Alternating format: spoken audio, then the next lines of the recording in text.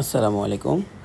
আজকে এমন একটি ভিডিও তৈরি করতে যাচ্ছি যেটা হচ্ছে আমার জীবনে অনেক স্মরণীয় একটা দিন এবং আশা পূরণের একটা দিন।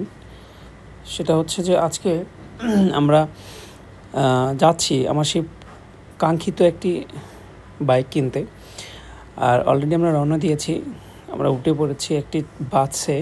এখন আমরা রওনা দিয়েছি বাইকের শোরুমের উদ্দেশ্যে। তো এখানে বাইকের বিষয়টা ক্লিয়ার করে দেই, সেটা হচ্ছে যে আমার পছন্দের বাইকের মধ্যে দুইটি বাইক রয়েছে। একটি হচ্ছে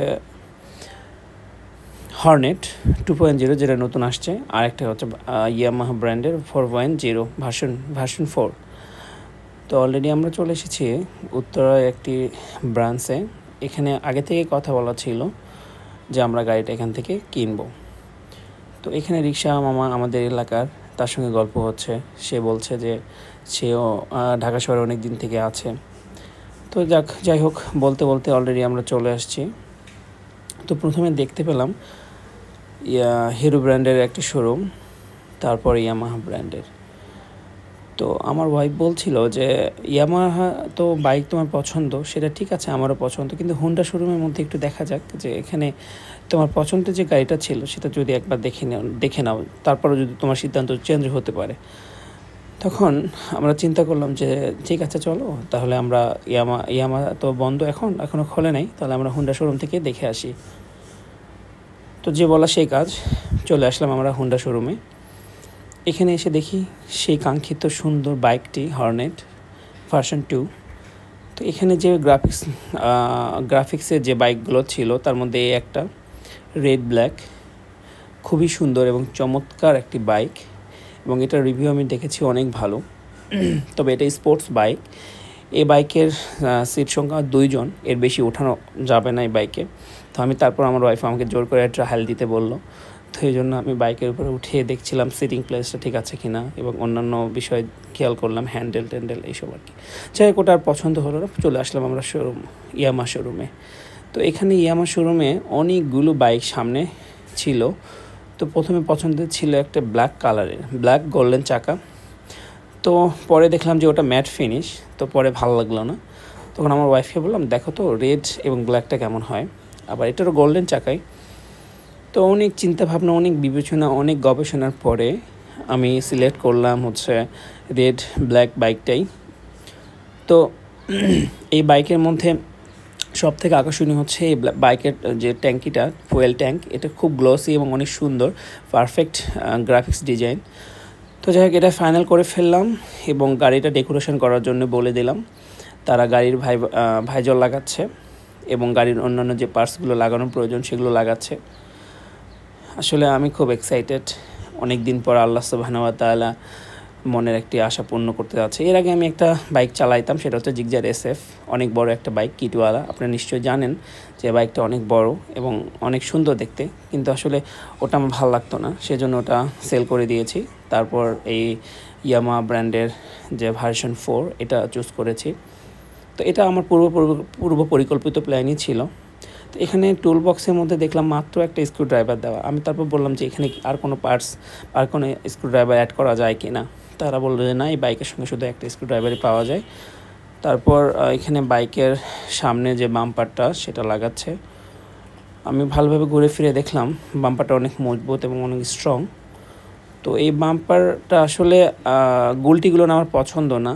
তো পরে জিজ্ঞেস করলাম যে এগুলো চেঞ্জ করা যায় কিনা। তারা বললো যে হ্যাঁ, আপনি কাস্টমাইজ করে নিতে পারবেন। তো এখন টাকা গোনার পালা। অনেকগুলো টাকা নিয়ে গিয়েছিলাম বাইক কেনার জন্যে।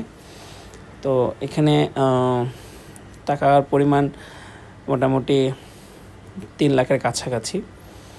তো আমি আমার ওয়াইফকে বলছিলাম যে তুমি একটু গুনে আমাকে হেল্প করো, কিন্তু সে বললো না, তুমি গোনো, আমার একটু টাকা গুনতে সমস্যা হয়। সে অনেক ভালো টাকা গুনতে পারে যদিও। যাই হোক, টাকা গুনতেছিলাম আর চিন্তা করছিলাম এতগুলো টাকা দিয়ে এই বাইকটা কিনছি, তারপর শখের একটা বাইক, মানুষের মনের ইচ্ছা পূরণ করতে কতই না টাকা খরচ করতে হয় ভাই। তো এখানে টাকা গোনা মোটামুটি শুরু করি নাই, চিন্তা করছিলাম যে কোথায় কত টাকা আছে। তো আমি বললাম যে অ্যাকাউন্টসে রাখা, আপনি একটু আমাদেরকে হেল্প করেন। ওনাকেও দিলাম গোনার জন্যে এবং আমিও টাকা গুনছিলাম। আসলে এই টাকাগুলো মূলত আমার ওয়াইফের এবং আমার দুজনের মিলে আছে, এবং আমার শাশুড়ি, আমার বাবা মা সকলে মিলে আমাকে বাইক কেনার জন্য হেল্প করেছিল। আসলে আমি তাদের প্রতি খুবই কৃতজ্ঞ এবং তাদের জন্য ভালোবাসা অবিরত, এবং তারা আমাকে খুব ভালোবাসে বলে আমার জন্য এত সুন্দর একটা বাইক গিফট করেছে। আমার ওয়াইফ ছিল আমার সঙ্গে, সে আমার মূল প্রেরণা।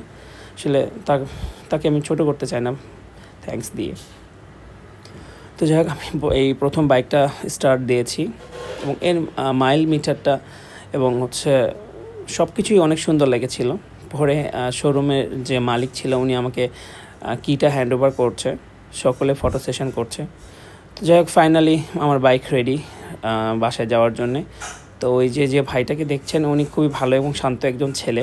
সে টেস্ট ড্রাইভ দিয়ে আমাকে সে বলছে, স্যার আপনার বাইক মোটামুটি ঠিক আছে, কোনো সমস্যা নেই, আপনি এইভাবে ড্রাইভ করবেন, ব্রেকিং পিরিয়ডগুলো এইভাবে মেনটেন করবেন। মানে সুন্দর আমাকে সাজেশান দিচ্ছিল এবং সে আমার বাইকের যে ওয়াশ মিটারটা ওটা ঠিক করছিল, টাইমটা ঠিক করে দিচ্ছিল। তো যাই হোক, আমি সকলের সার্ভিসে অনেক সন্তুষ্ট, বিশেষ করে ভাইটার প্রতিও তার ব্যবহার অনেক ভালো ছিল। সে আমাকে সব কিছু শিখিয়ে দিচ্ছিল, যদিও আমি জানতাম কিছুটা। তারপরে এখন কথা হচ্ছে যে আপনাদের জানি না বাইকের কালারটা কেমন লাগবে, কমেন্টে অবশ্যই জানাবেন, কিন্তু আমার খুব ভালো লেগেছে। তো এক একজনের এক এক পছন্দ বাইকে থাকতেই পারে, কিন্তু আমার এটাই পছন্দ, বিশেষ করে আমার ওয়াইফের এটাই পছন্দ। যদিও ব্ল্যাকটা ছিল প্রথমে ফার্স্ট পছন্দের তালিকায়, তারপর সেটাকে আমরা শোরুমে গিয়ে ফিজিক্যালি দেখে সে সিদ্ধান্ত চেঞ্জ করে ব্ল্যাকটা স্কিপ করে পরবর্তী থেকে রেড এবং ব্ল্যাক নিয়েছি। এর মধ্যে গোল্ডেনের কম্বিনেশনটা খুবই সুন্দর ছিল, তাই আমার বারবার বলছিল যে গোল্ডেনের এরপর থেকে বাইক যখন মডিফাই করবে তখন গোল্ডেনের পার্টস লাগাবে। তো আমিও সেটা চিন্তা করলাম। তো যাই হোক, আমাদের বাইকের সব কিছু কমপ্লিট, পেপারসও পেয়েছি। এখন বাসায় রওনা দেওয়ার উদ্দেশ্যে প্রস্তুত হচ্ছি, যে আসলে এত স্টে করা ঠিক হবে না, অনেক বেলা হয়ে গেল। তো এরপরে আমার আবার অফিসে যেতে হবে, তাই হুড়মুড় করছিলাম যে আর বেশিক্ষণ স্টে করব না, আমরা চলে যাব বাসার উদ্দেশ্যে। তো বলতে বলতে সময় শেষ হয়ে আসলো, এখন আমরা বাসার উদ্দেশ্যে ইনশাল্লাহ রওনা দিব। সকলে ভালো থাকবেন।